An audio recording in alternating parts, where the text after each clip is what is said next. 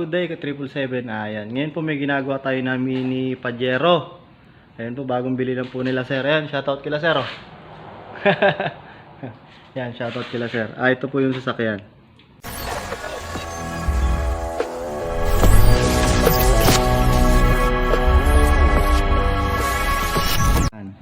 Yan po, di tin-troubleshoot po natin. Nakalabas na po nila sir yung fuel pump. Ayan, nakasawasaw po yan. Para malaman natin kung bobomba.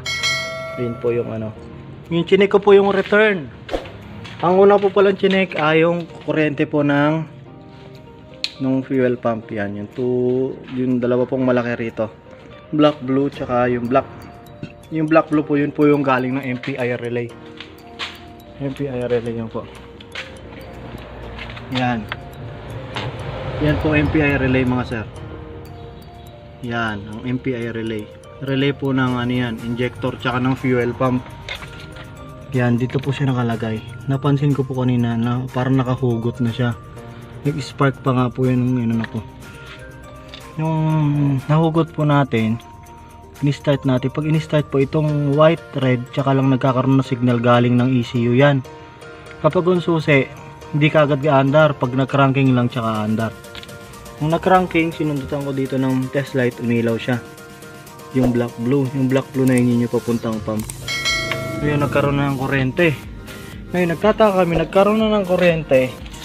Ayaw pa rin, umuugong na yung motor, ayaw pa rin magbomba ng gasolina. Yun pala, yung pagkakalagay namin dito, baliktad. Yan, sa sakit. Baliktad. Yan. Kaya po, umuugong, walang lumalabas. Ibig sabihin, yung ikot ng fan ng ano, baliktad. Kaya binaliktad po natin. Binaliktad natin, yun, mandar na po siya ron. Mandar na. Kaya na lang po ang gagawin po natin. Try po natin paandarin. Saksak mo sir, paandarin natin sir.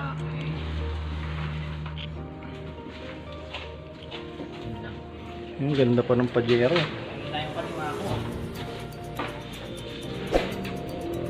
Start po natin mga sir ha. Yun po yung ano, yung fuel pump, line ng fuel pump. Start. Yun. Tara na mga sir.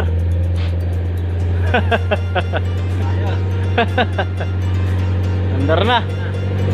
Huli na. Alam mo sir kung anong nawawala? Ground nitong line na to.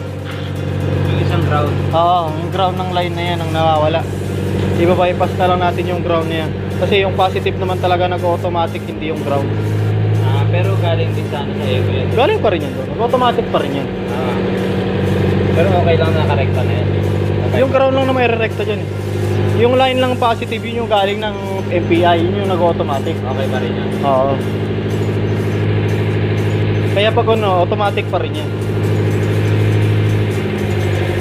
Tara na po mga sir.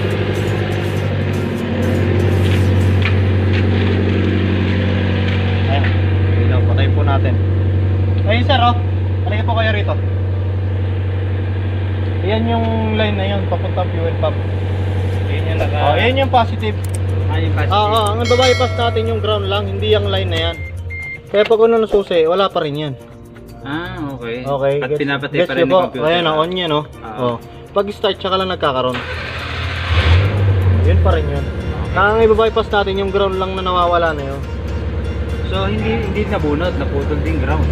Bukod sa nabunot, oo, dalawa yun. Dalawa yung ating na-trouble. Oo. Isang nabunot or saka isang may putol Oo, yung may loose connection yung ground na yun. Di ko alam kung saan sakit yun, hagilapin pa ba natin yun? Oo nga, kanina nga.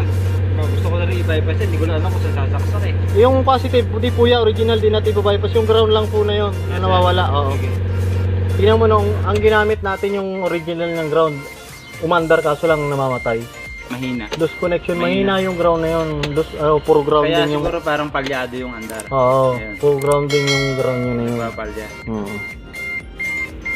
Okay na po. Start na lang po.